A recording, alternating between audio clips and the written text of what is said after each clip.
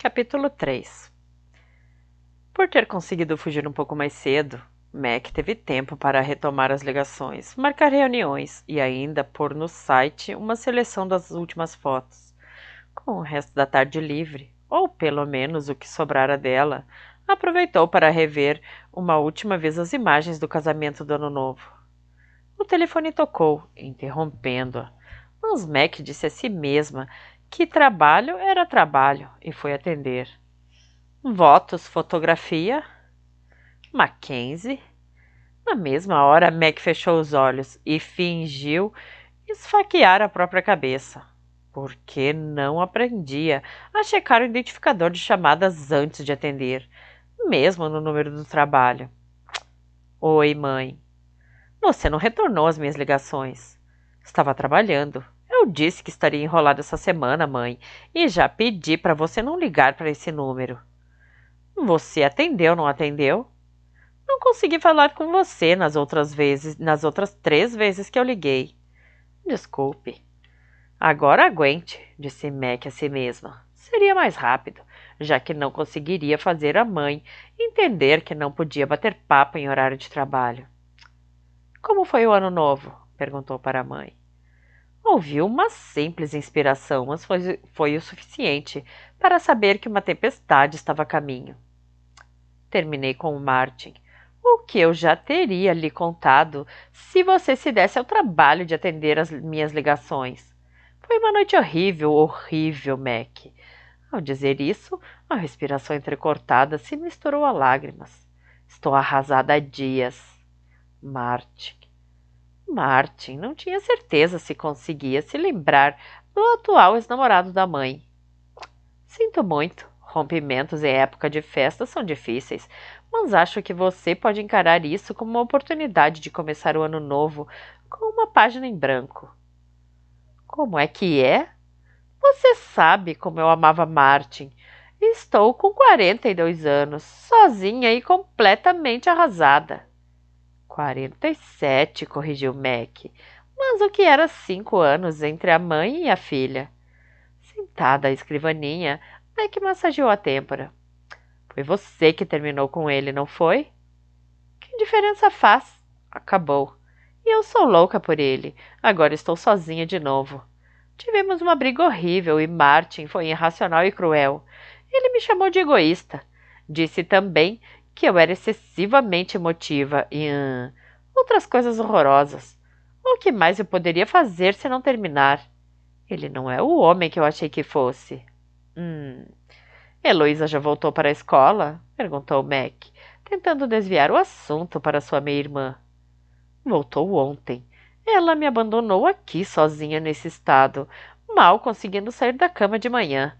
Tenho 2 filhas por quem sempre fiz de tudo, e nenhuma delas faz um esforço sequer para me dar apoio quando estou emocionalmente arrasada. Como já estava começando a sentir a cabeça latejar, Mac se inclinou para a frente e bateu de leve a testa na mesa. O semestre está começando, ela tinha de voltar. Talvez Milton, Martin. E isso, talvez ele peça desculpas e... Acabou. Não tem volta. Nunca vou perdoar um homem que me tratou com tanto desrespeito. O que eu preciso é me curar, voltar a ser eu mesma. Preciso de um tempo de tranquilidade, de um lugar para me desintoxicar do estresse dessa situação horrível. Reservei uma semana num spa na Flórida. É disso que eu preciso. Sair daqui e ficar longe desse frio horrível, das lembranças e da dor. Preciso de US$ 3.000. 3? Mãe, você não espera que eu lhe dê US$ 3.000 para fazer tratamentos faciais na Flórida só porque teve uma briga com Marvin. É Martin, droga. E isso é o mínimo que você pode fazer. Se eu precisasse de tratamento médico, você se recusaria a pagar o hospital? Eu tenho que ir, já reservei tudo. A vovó não mandou o dinheiro para você mês passado? Como presente de Natal antecipado? Tive algumas despesas. Comprei um relógio Tag Heuer, edição ilimitada de presente de Natal para aquele homem horrível. Como eu poderia saber que ele se tornaria um monstro? Então ela começou a soluçar. Chegava a dar pena. Devia pedir que ele devolvesse o presente ou... Eu nunca seria tão deselegante. Não quero de volta nem ele, nem o maldito relógio. Quero sair daqui. Claro, então vá para algum lugar que possa pagar ou... Preciso do spa. Obviamente estou sem um tostão depois de todas as despesas com as festas e preciso da sua ajuda. O seu negócio vai muito bem, como você sempre faz questão de me dizer. Preciso de $3.000, Mackenzie. Como precisou de outros 2.000 no último verão, para passar 2 semanas na praia com ele. E Linda começou a chorar de novo. Desta vez, Mac não bateu com a cabeça na escrivaninha, apenas a encostou. Você não quer me ajudar? Não quer ajudar a sua mãe? Acho que se me despejassem, você simplesmente ia me deixar na rua e olhar para o outro lado. Siga com a sua própria vida enquanto a minha está destruída. Como pode ser tão egoísta? Vou transferir o dinheiro para sua conta de manhã. Boa viagem, disse Mac, desligando o telefone. Levantou-se, foi até a cozinha e pegou uma garrafa de vinho. Precisava beber. Com o cérebro meio entorpecido por quase 2 horas de tule, rosas, véus, lista de convidados e todas essas coisas, e hiperenergizada por causa do café e dos biscoitos, bom demais, Carter voltou para o carro. Estacionara mais perto do estúdio de Mac. Por causa da escolha geográfica, recebeu a incumbência de entregar um pacote que fora deixado por engano na mansão. Caminhava com um pacote debaixo do braço, quando os primeiros flocos de neve começaram a cair. Tinha que voltar para casa, pensou, para terminar a preparar uma aula e melhorar um teste surpresa que planejava aplicar no fim de semana. Precisava dos livros e do silêncio. A tarde de estrogênio, açúcar e cafeína fora bem cansativa, e ainda por cima a cabeça estava doendo de novo. A neve e a casa se encontravam em meio à escuridão, tanto que já tinham acendido as luzes que margeavam o caminho. O estúdio de Mackenzie, porém, estava todo apagado. Talvez ela tenha saído, pensou. Esteja dormindo ou andando pela casa seminua de novo. Cogitou deixar o pacote em frente à porta, mas isso não lhe pareceu muito responsável. Além do mais, o pacote era uma boa desculpa para vê-la de novo e reacender a queda que tinha por ela aos 17 anos. Então bateu à porta, ajeitou o pacote e esperou. Mac abriu, inteiramente vestida, para alívio e desapontamento de Carter. Lá estava ela na penumbra, com uma taça de vinho numa das mãos e a outra apoiada na porta. Parker me perguntou se eu podia lhe trazer isso quando eu fosse embora. Eu só... Que bom, obrigada. Entre. Eu só... Tome uma taça de vinho. Bem, eu vou dirigir, começou ele, mas Mac já tinha se afastado, daquele jeito dela, como se deslizasse com seus longos passos sensuais. Eu já estou tomando, como pode ver. Ela pegou outra taça e serviu generosamente. Não vai me deixar beber sozinha, vai? Parece que cheguei tarde demais para isso. Com uma gargalhada, Mac empurrou a taça na mão dele. Então pegue. Só tome 2, não 3. Acho que foram... Só tomei 2. Ou 3. Não, acho que foram 3. Muito bem. Se Carter não se enganava, havia raiva e perturbação por trás do entusiasmo daquelas 3 taças. Em vez de beber, Carter esticou o braço e acendeu a luz da cozinha. Estava escuro. E está. Está. Você foi gentil com sua irmã hoje. Algumas famílias são legais. Eu observo e percebo isso. Lembro que a sua era. Não conhecia você e Cherry tão bem assim, mas lembro. É uma família legal. A minha é uma droga. Ok. Sabe por quê? Eu vou contar. Você tem uma irmã, não tem? Tenho, na verdade, 2. Talvez devêssemos nos sentar. 2. Claro, claro. Tem uma mais velha também. Não a conheci. Então são 2. E eu?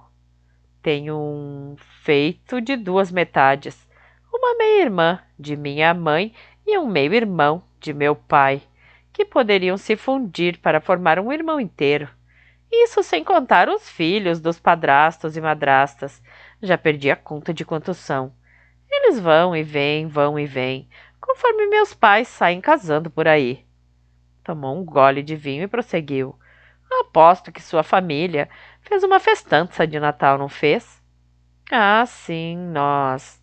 Sabe o que eu fiz? Certo. Ele tinha entendido. Aquilo não era uma conversa. Ele estava ali só para servir de caixa de ressonância. Não.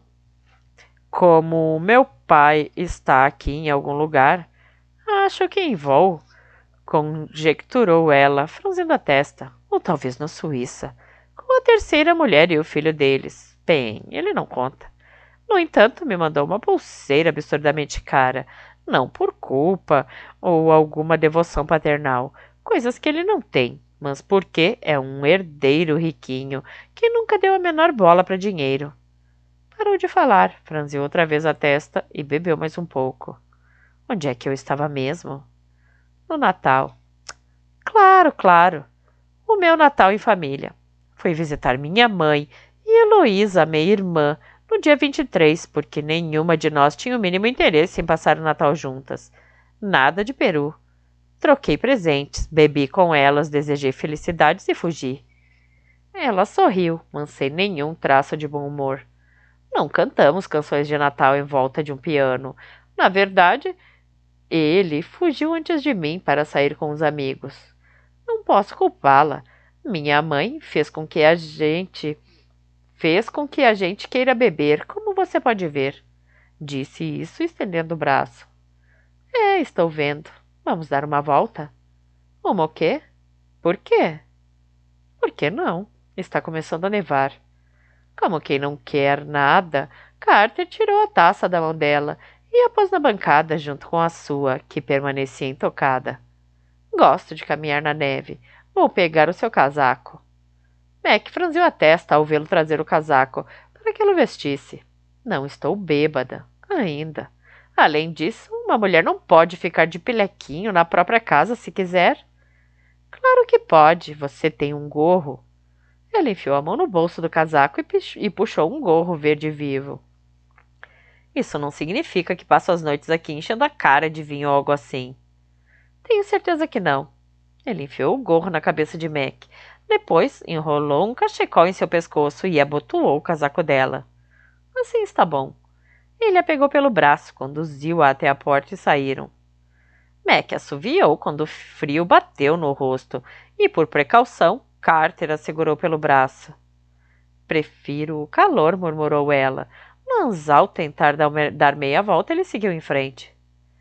Gosto quando neva de noite. Bem, não é noite ainda, mas parece que vai continuar nevando. Gosto de ficar observando pela janela o branco contrastando com o preto. Não estamos observando pela janela. Estamos no meio dessa droga. Ele apenas sorriu e continuou andando.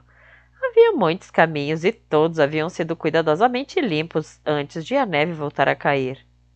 Quem limpa tudo isso? Isso o quê? A neve, Mackenzie. Nós mesmas. Ou então contratamos Del e seu amigo Jack. Algumas vezes pagamos alguns adolescentes para fazer o serviço. Depende muito. Temos que manter os caminhos limpos. Isso aqui é um negócio, por isso precisamos cuidar do lugar. Para as áreas do estacionamento, usamos o limpa-neve. Uma trabalheira, com um lugar tão grande como esse e uma empresa com tantas facetas. Faz parte. E, além do mais, aqui também é a nossa casa, então. Ah, você está mudando de assunto. Estreitou os olhos para ele. Não sou idiota, só estou um pouco alta. E qual era o assunto? A tremenda droga que é a minha família. Onde foi que eu parei? Acho que parou no Natal, e enquanto a sua mãe fez você ter vontade de beber. Isso mesmo, foi aí. Veja como ela me faz beber desta vez. Terminou com o último namorado. Usou o termo namorado deliberadamente, pois A atitude mental dela com relação a homens, relacionamentos, casamentos é igual de uma adolescente. Seja como for, drama, drama, drama. E é claro, agora ela precisa ir para um spa para se recuperar da provação e do estresse que é ter um coração partido. O que é uma bobagem, mas ela acredita mesmo nisso. E como ela não consegue guardar nem US$ 10 no bolso por mais de 5 minutos, espera que eu arque com as despesas. US$ 3.000. Você tem que dar US$ 3.000 para sua mãe porque ela terminou com um namorado e quer ir para um spa? Se ela precisasse de um tratamento médico, eu simplesmente a deixaria morrer? Tentando expressar o método de ataque da mãe, Mac girava os braços no ar. Não, não, não. Não foi isso que ela disse dessa vez. Foi que se fosse despejada, eu a deixaria na rua. Ela tem uma coleção de frases como essa. Talvez tenha usado as duas. Já estou começando a confundir. Então é isso aí. Ela acha que eu tenho que pagar. Corrigindo. Eu vou pagar. Porque do contrário, ela ficaria me cercando e me aborrecendo até me convencer. Por isso o vinho. O fato de eu sempre ceder me enoja e enfurece. Não tenho nada com isso, mas se continuasse negando, ela não ia acabar parando? Se continuar dizendo sim, ela não terá por que parar. Eu sei. Deu um tapinha no peito dele. É claro que eu sei disso, mas ela é incansável e fico querendo me livrar logo. Por que ela não se casa de novo?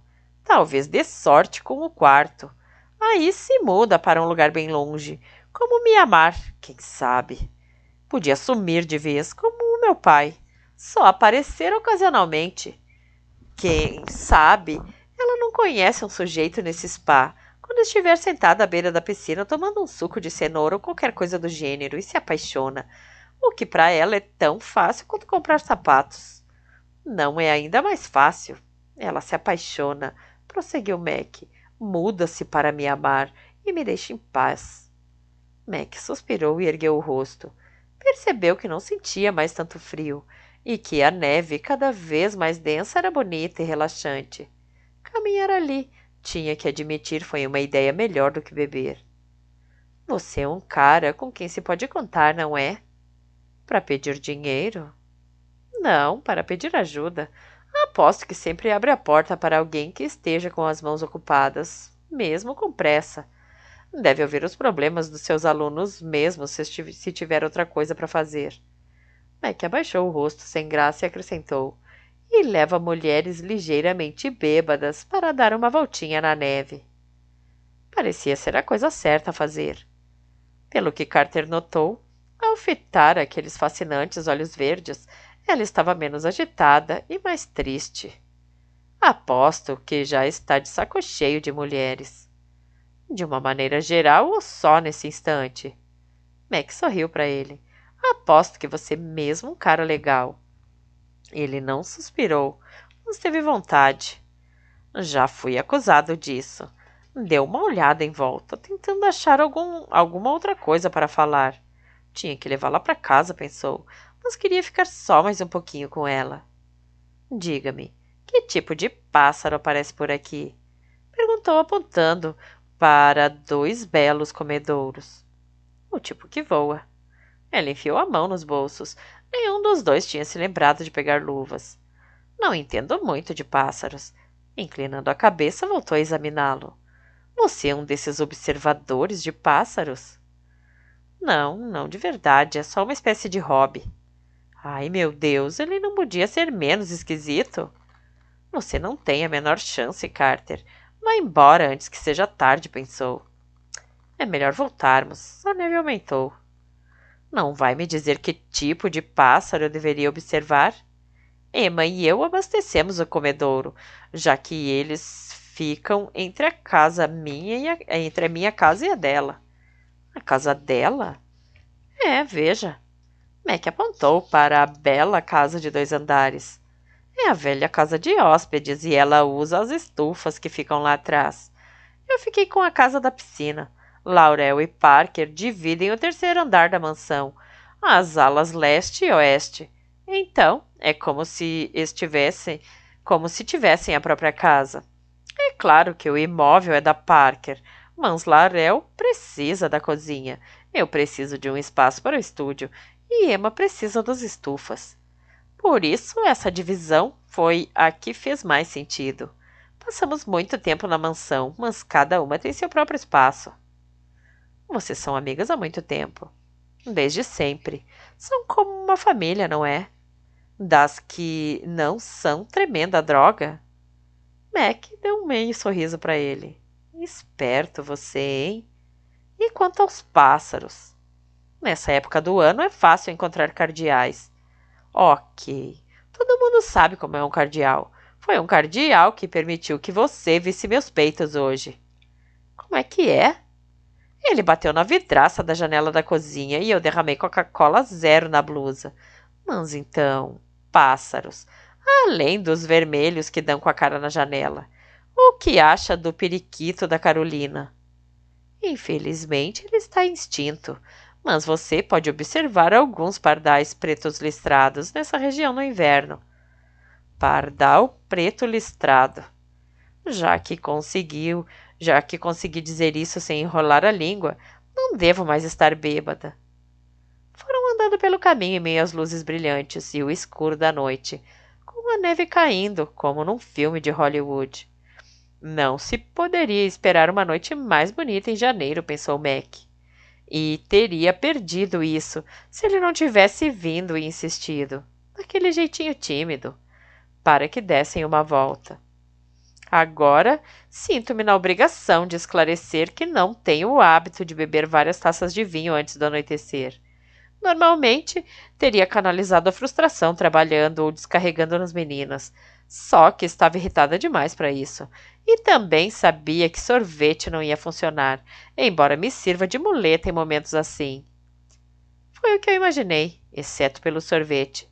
Minha mãe faz sopa quando está muito irritada. Panelas enormes. Já tomei muita sopa na vida.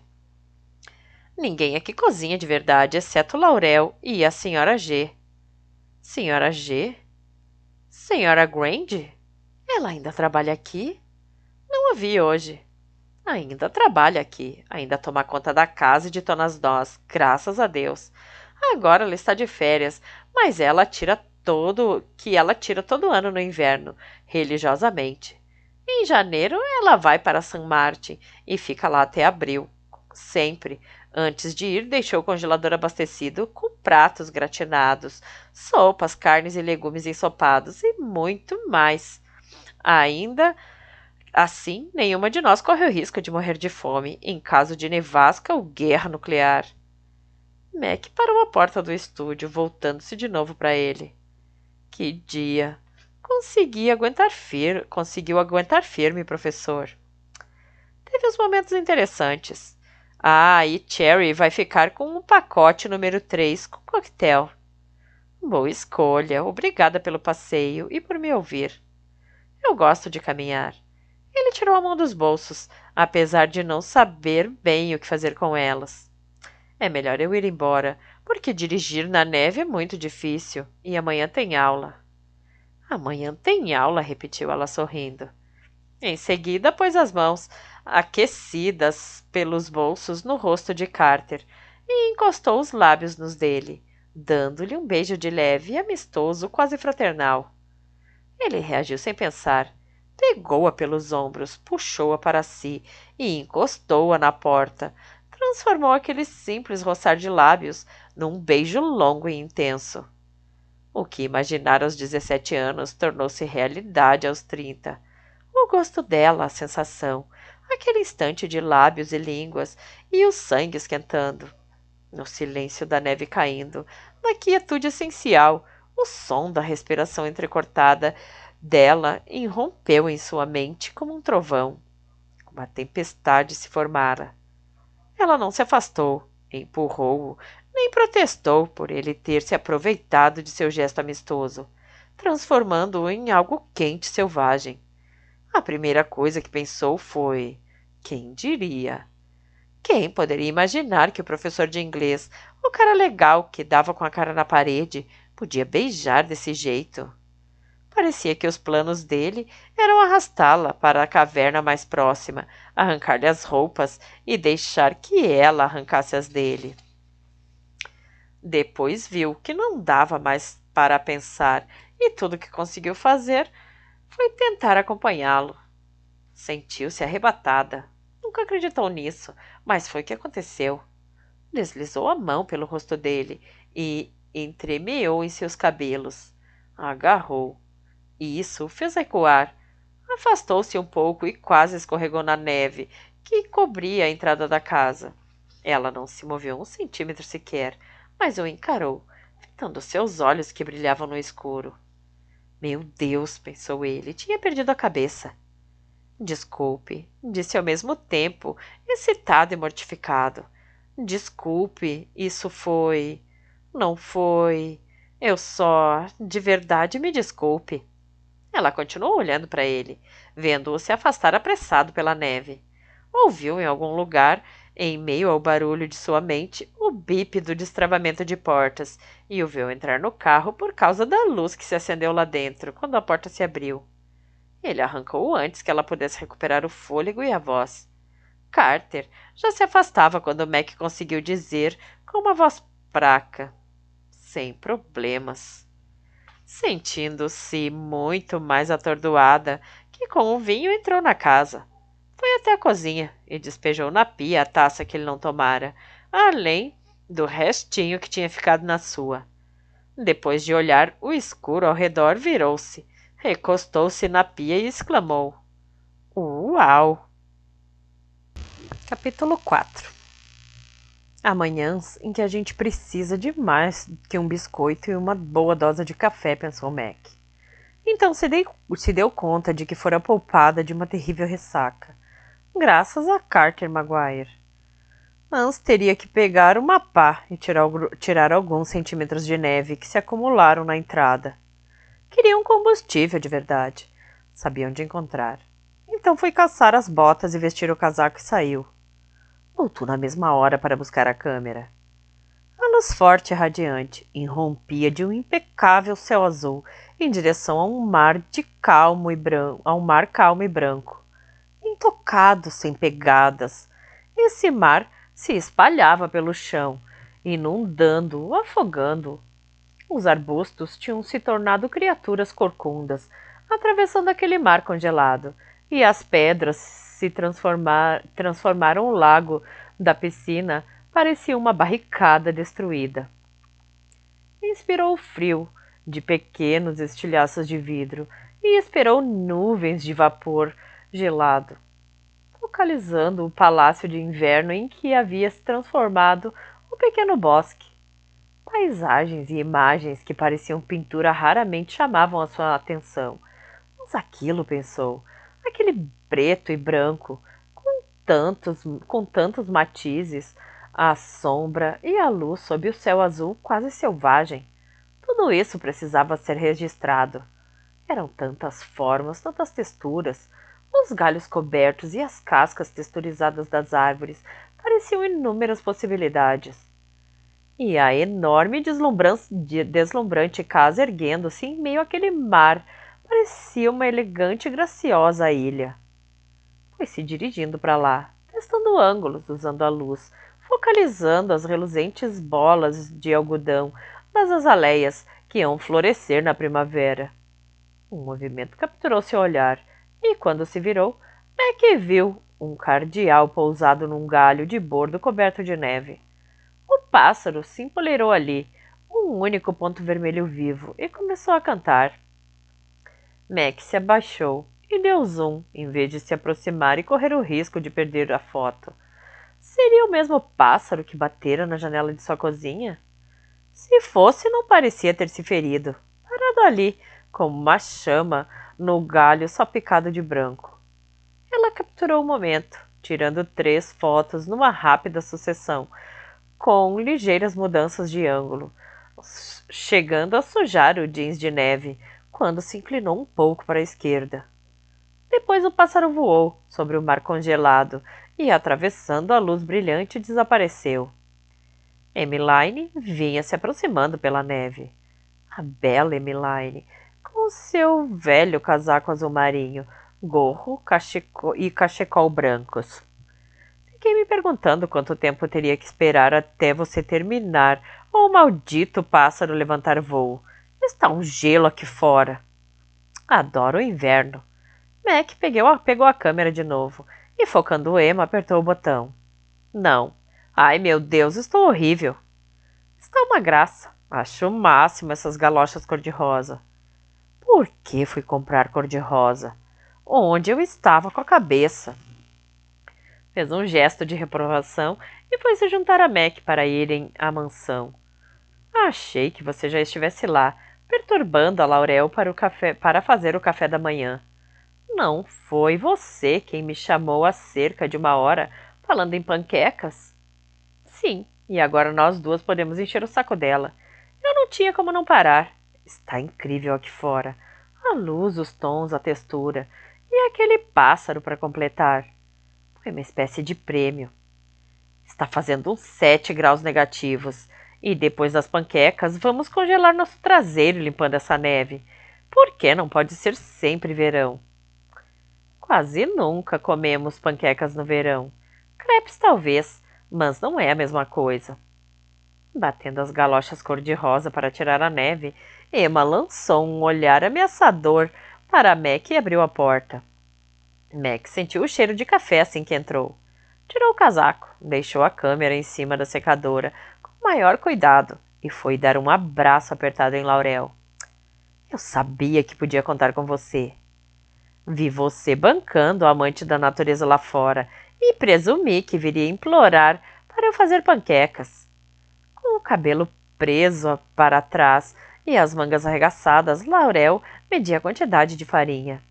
Adoro você, e não é só por causa das panquecas em dias frios. Que bom, podem entrar. Parker já está lá em cima respondendo e-mails. Vai chamar o limpa-neve? Perguntou Amy. E tenho 3 reuniões hoje. Só para o estacionamento. Não teve neve suficiente para chamarmos uma tropa para limpar o resto. Nós mesmas podemos cuidar disso. Emma fez um bico e fechou a cara. Odeio limpar neve. Coitadinha da Em, disse Mac e Laurel ao mesmo tempo. Palhaços. Tenho uma história para contar durante o café da manhã. Entusiasmada com a inesperada sessão de fotos e porque estava prestes a comer panquecas, Mac pôs açúcar no café que havia servido. Uma história quente. Emma, que estava abrindo o armário, se deteve. Conte logo. Não estamos comendo. Além disso, Parker ainda não desceu. Vou lá em cima buscá-la. Quero uma história quente de café da manhã, para me manter aquecida enquanto limpo a maldita neve, disse Emma, saindo apressada da cozinha. Uma história quente no café da manhã.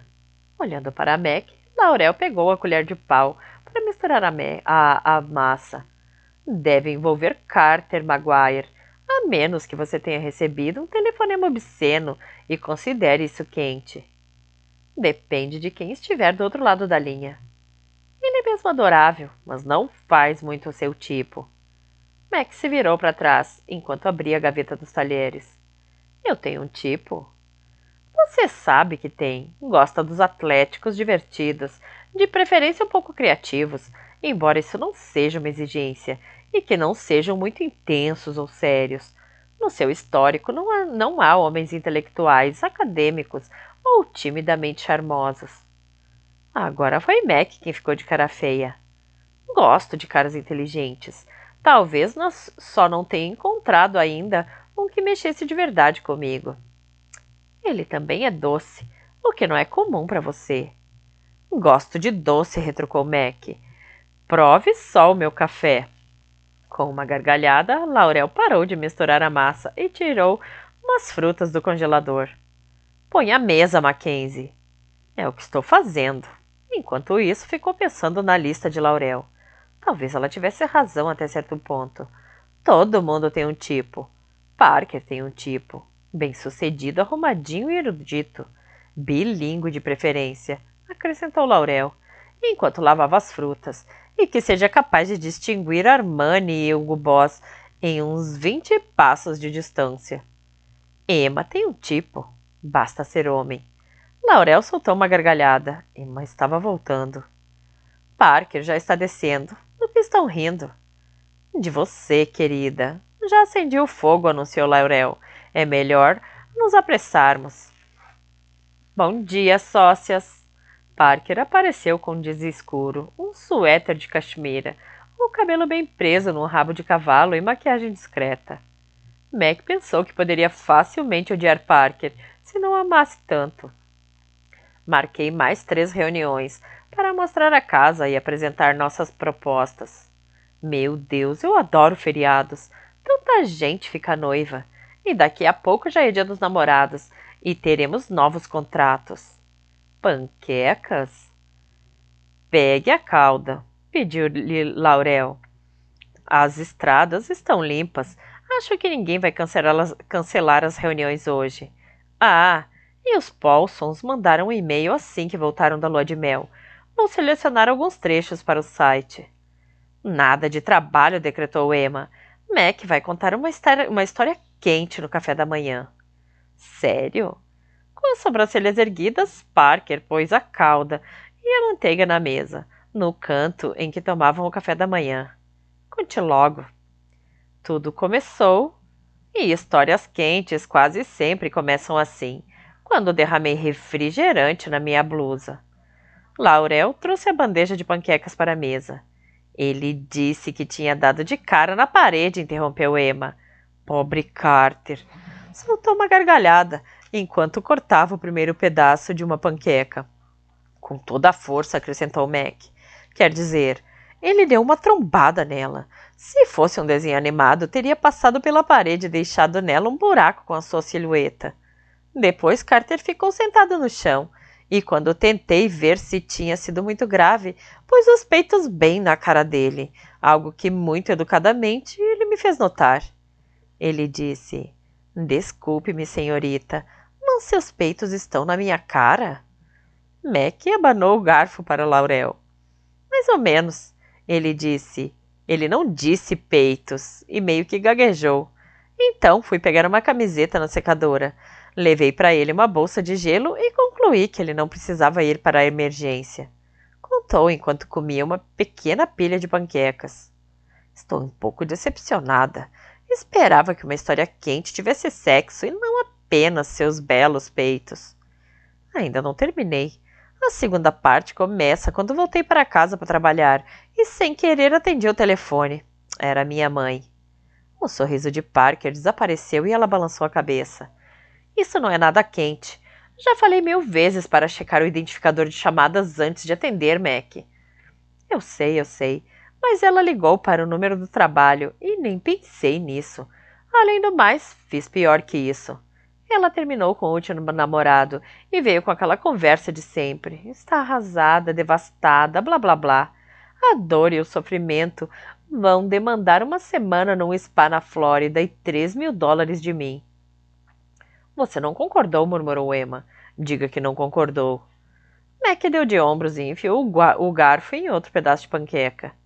Queria conseguir dizer não. Querida, você tem que parar com isso, aconselhou Laurel. Precisa parar. Eu sei. Sob a mesa, Emma fez um carinho no joelho de Mac, para mostrar solidariedade. Eu sei, mas acabei cedendo e pronto. Depois disso, abri uma garrafa de vinho para esquecer a tristeza e o estômago embrulhado. Deveria ter voltado para cá. Parker estendeu o braço e tocou a mão da amiga. Estávamos aqui. Também sei disso. Eu estava tão irritada, triste, com tanta pena de mim mesma, que meu estômago chegava a revirar. Então adivinhem quem bateu à minha porta. Ahá! Laurel arregalou os olhos. Não vai me dizer que fez sexo com Carter bêbada e cheia de pena de si mesma. Mas se fez, por favor, conte todos os detalhes. Convidei-o para beber comigo. Ai, caramba! Para comemorar, Emma comeu mais uma lasquinha da panqueca. Despejei tudo em cima dele. Minha família é a droga que ela é. O cara foi lá deixar um pacote e acabou tendo que aturar uma mulher meio bêbada numa festinha particular de autopiedade. Não me dei conta na hora, pois estava bêbada e exaltada, mas ele ficou me ouvindo falar. Depois me levou para dar uma volta, pôs o casaco em mim e abotoou como se eu tivesse 3 anos e me levou lá para fora. E continuou ouvindo, até eu não ter mais o que dizer. Então me levou de volta e... Você o convidou para entrar de novo e fizeram sexo, concluiu Emma. Arranje a sua própria história quente de café da manhã. Eu estava meio envergonhada e realmente agradecida. E então dei um selinho nele. Foi uma espécie de beijo de agradecimento. Mas de repente me vi no meio de um beijo daqueles de fritar o cérebro, fazer o sangue circular depressa, no ritmo dos tambores selvagens. Do tipo, me joga na parede e me chama de lagartixa. Ah, Emma estremeceu deliciada. Adoro esse tipo de beijo. Você adora qualquer tipo de beijo, observou Laurel. É verdade, adoro mesmo. Achava que Carter fosse mais do gênero sexy, recatado e lento. Talvez seja, normalmente, porque enquanto minha cabeça estava ocupada explodindo, ele parou, pediu desculpas várias vezes e fugiu em direção ao carro. Ele foi embora bem na hora em que consegui recuperar a fala.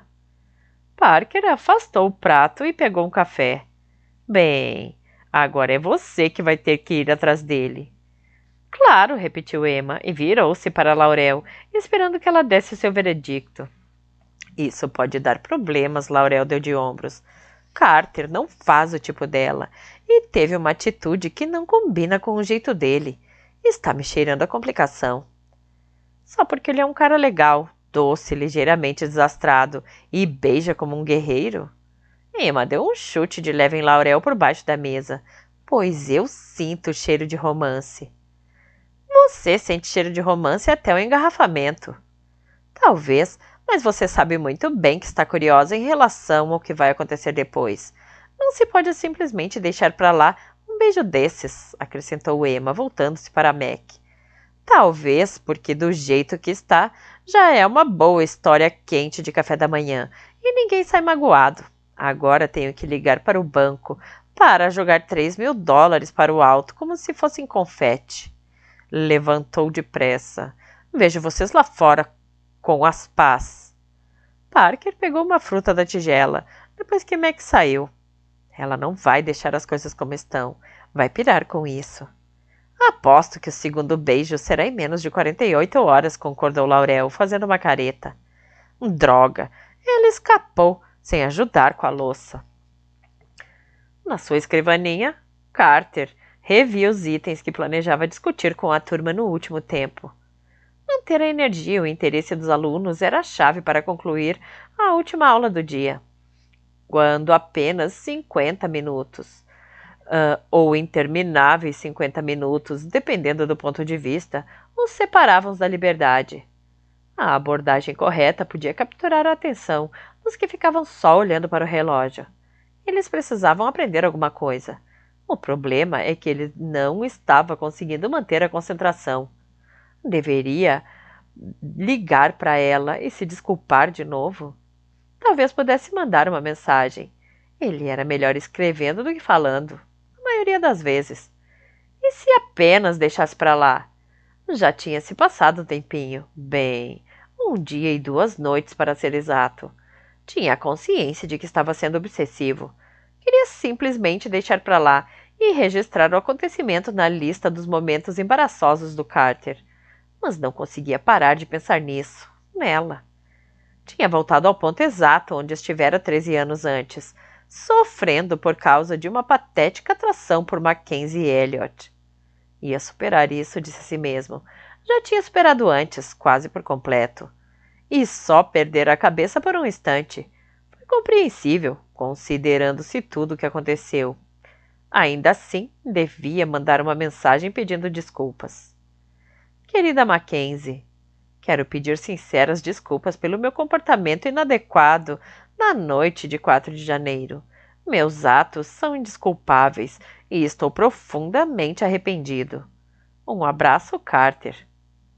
Tinha como ser mais formal e estúpido? Ela já devia ter esquecido aquela história, depois de dar umas boas risadas com as amigas. Claro, quem podia culpá-la? O melhor a fazer era deixar para lá e voltar a conduzir a turma na discussão sobre Rosalinda como uma mulher do século XXI. Sexualidade, identidade, astúcia, coragem, sarcasmo, lealdade, amor. Como Rosalinda usou a sua sexualidade dupla na peça para se tornar a mulher do fim, em vez de a garota que era o início e de o rapaz pelo qual se fez passar?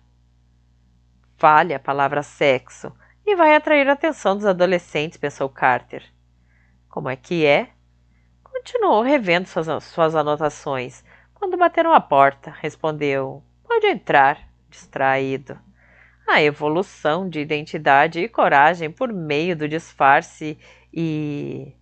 Carter ergueu os olhos e piscou. Com a mente tomada pela atraente Rosalinda, deu de cara com Mac. Oi, desculpe interromper. Ele se levantou todo desastrado, espalhando os papéis e deixando alguns caírem no chão. Ah, tudo bem. Não tem problema, eu só estava... Curvou-se para pegar os papéis ao mesmo tempo em que Mac e bateu com a cabeça na dela. Desculpe, desculpe. Estava agachando, fitando-a nos olhos. Droga! Mac sorriu, e o que fez suas covinhas aparecerem. Oi, Carter. Oi, respondeu, pegando os papéis que ela lhe estendia. Só estava preparando uns pontos para uma discussão sobre Rosalinda. Que Rosalinda? A Rosalinda de Shakespeare, de Como Gostais. Ah, daquele filme com a Emma Thompson? Não, aquele é muito barulho por nada. Rosalinda, sobrinha do Duque Frederico, é banida da corte e se disfarça de Ganimedes, um rapaz. Irmão gêmeo dela, não é? Não, na verdade, isso é de Noite de Reis. Eu confundo todas elas. Bem, embora haja algumas semelhanças entre Como Gostais e Noite de Reis, quanto ao tema e à estratégia textual, as duas peças se dirigem notoriamente a diferentes. Desculpe. Isso não tem importância. Carter largou os papéis e pegou os óculos de leitura e se preparou para enfrentar as consequências de seus atos. Eu queria me desculpar por... Você já fez isso. Costuma pedir desculpas a todas as mulheres que beija? Não, mas dadas as circunstâncias. Deixa pra lá, Carter. Bom, o que eu posso fazer por você? Passei aqui para lhe dar isso. Eu ia deixar na recepção, mas me disseram que você estava no intervalo, então pensei em vir e entregar pessoalmente. Ela lhe estendeu um pacote embrulhado em um papel pardo. Não vai abrir? Perguntou Mac, vendo que ele estava vermelho. Só tem valor simbólico, por você ter me aguentado naquela noite e por ter me poupado de uma bela ressaca. Achei que fosse gostar. Ele abriu um embrulho com cuidado, tirando as fitas adesivas e desdobrando as pontas, tirando dali uma foto com uma simples moldura preta. Contra o preto e o branco da neve e das árvores de inverno, um cardeal estava pousado num galho, como uma chama viva. É maravilhosa. Está boa, ela observou a foto junto com ele. É um desses momentos de sorte. Tirei ontem de manhã. Não é um periquito da Carolina, mas é o nosso pássaro. Nosso. Ah, claro. E você veio aqui para me dar a foto. Ele ficou vermelho de satisfação e vergonha. Achei que tivesse ficado irritada comigo depois que... Você me deu um beijo de tirar o fôlego, completou ela. Seria uma estupidez. Além do mais, se eu tivesse ficado irritada, teria dado um chute no seu traseiro na hora. Imagino que sim. De toda forma, eu não deveria ter... Eu gostei, interrompeu ela, deixando-o sem fala. Max se virou para observar o aposento. Então, aqui é a sua sala de aula, onde tudo acontece. É, sim. Porque ele não conseguia fazer o cérebro e a boca funcionarem juntos. Fazia anos que eu não vinha aqui. Nada parece ter mudado, está tudo igual. As pessoas não dizem que a escola parece menor quando voltamos adultos? Na verdade, parece até maior para mim. Maior, mais arejada e mais clara.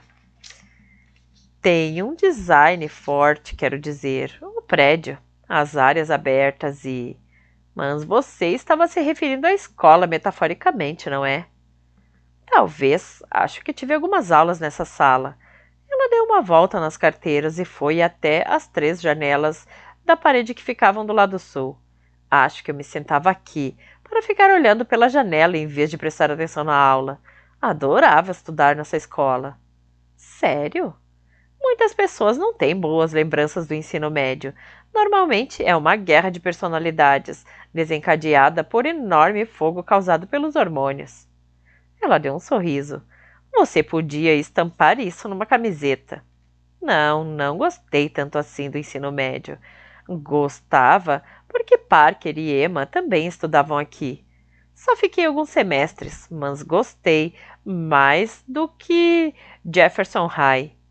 Mesmo que Laurel estudasse lá, a escola era tão grande que mal nos víamos. Mac virou as costas. Personalidades e disputas à parte, a escola ainda é um animal social. Como você voltou para a sala de aula, imagino que tenha gostado de cada minuto passado aqui. Para mim, o ensino médio foi uma questão de sobrevivência. Os nerds estão no nível mais baixo da pirâmide social e ora são denegridos, ora ignorados, ora ofendidos pelo que estão em outros níveis. Eu poderia escrever um ensaio sobre o assunto. Ela o fitou com curiosidade. Eu já fiz isso. Escrever um ensaio? Ah, se está se referindo a outra parte, claro. Não notar é diferente de ignorar. Às vezes é pior, murmurou Mac. Gostaria de poder voltar a falar sobre aquela outra noite e o seu eu gostei. Poderia ser mais específica no caso de eu estar interpretando mal? Isso a fez rir. Não acho que você esteja interpretando mal, mas... Dr. Maguire? A garota hesitou diante da porta, irradiando frescor e juventude naquele uniforme azul marinho. Mac notou os sinais, o rosto enrubescido e os olhos brilhantes e constatou paixão platônica pelo professor. Ah, Julie. Pois não. O senhor disse que eu podia vir aqui nesse horário para discutir sobre o meu trabalho. Claro, só preciso de um minuto para... Não vou mais atrapalhá-lo, disse Mac. Estou até um pouco atrasada. Prazer em vê-lo, doutor Maguire. Ela saiu, passando pela bela mocinha, e se dirigiu para a escada. Ele conseguiu alcançá-la no meio do caminho. Espere. Quando ela parou e virou, Carter pôs a mão em seu braço. Não estar interpretando mal significa que não tem problema se eu ligar para você? Pode ligar, ou então pode me encontrar para tomarmos alguma coisa depois da aula. Você sabe onde fica o Coffee Talk? Tenho uma ideia, mas vou encontrar. 4:30? Posso chegar às 5. 5, ótimo, eu vejo você lá. Ela continuou a descer. Ao chegar ao andar de baixo, olhou para trás. Ele estava parado no mesmo lugar, com as mãos nos bolsos da calça caque, o casaco meio largo e o cabelo despenteado. Pobre Julie, pensou Mac indo embora. Sei exatamente como se sente. Você a convidou para ir ao Coffee Talk? O que há de errado com você? Carter fez uma careta, guardando arquivos e livros dentro da pasta. O que há de errado com o Coffee Talk? É para lá que vão os professores e alunos. Bob Tarkinson, professor de matemática, que se autoproclamava especialista em relacionamentos amorosos, balançou a cabeça com ar de tristeza. Se quer se dar bem com uma garota, Carter, precisa convidá-la para tomar um drink num bar legal, que tem uma atmosfera de intimidade. Nem todo contato com mulheres é para se dar bem, e então não é nada importante. Você é casado, observou Carter, e está prestes a ter um bebê. Exatamente por isso que eu sei o que estou falando. Bob encostou na escrivaninha de Carter, com uma expressão sábia no rosto satisfeito. Você acha que consegui casar com uma mulher como a Amy, levando-a para tomar café? É claro que não. Sabe o que deu certo comigo e com a Amy? Sei, Bob, porque você me contou umas 1000 vezes.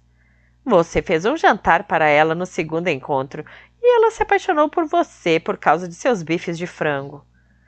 Ainda com o ar sabido, Bob abanou o dedo. Ninguém se apaixona por outra pessoa tomando café com leite, Carter. Confia em mim. Ela nem me conhece direito, na verdade. Então essa história de se apaixonar é irrelevante e você está me deixando nervoso. Você já está nervoso.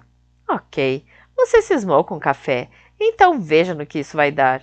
Se ainda estiver interessado, ligue para ela amanhã. Marque no dia seguinte para mais tarde, um jantar. Não vou fazer filé de frango. Você não sabe cozinhar nada, Maguire. Além disso, o café não pode ser considerado oficialmente o primeiro encontro. Leve-a para jantar. Quando estiver pronto para selar o acordo, lhe darei uma receita, algo simples. Meu Deus! Carter coçou a testa, no ponto em que entre as sobrancelhas, onde estava tensionado. É por isso que evita encontros, é um inferno. Você evita encontros porque Corinne destruiu a sua autoestima. É bom que esteja de volta ativa e com alguém que não seja da nossa área. Bob deu um tapinha de apoio no ombro de Carter e prosseguiu. O que ela faz mesmo? É fotógrafa. Tem uma empresa de casamentos com 3 amigas. São elas que vão fazer o casamento da Cherry. Nós, Mackenzie e eu, estudamos juntos por uns 5 minutos. Espere aí, Mackenzie? A ruiva por quem você tinha uma queda no ensino médio? Derrotado, Carter coçou de novo aquele ponto entre as sobrancelhas. Eu nunca deveria ter lhe contado isso. É por esse tipo de coisa que quase nunca bebo. Anscarte é o destino. Havia empolgação naquelas palavras. É uma espécie de retorno do nerd. Uma chance e tanto para recuperar a oportunidade perdida. É só um café, murmurou Carter. Bob chegava a estar corado de tanto entusiasmo. Deu um salto e pegou um pedaço de giz. No quadro, desenhou um círculo. É óbvio, o círculo. Você está completando um. E completá-lo significa fazer o ponto A e o ponto B.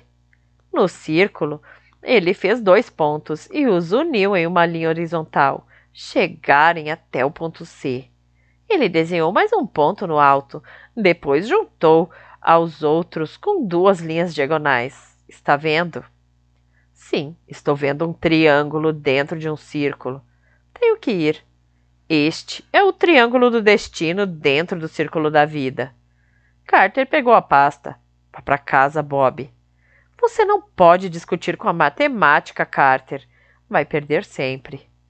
Carter fugiu depressa pela enorme escola vazia, com os próprios passos ecoando atrás dele.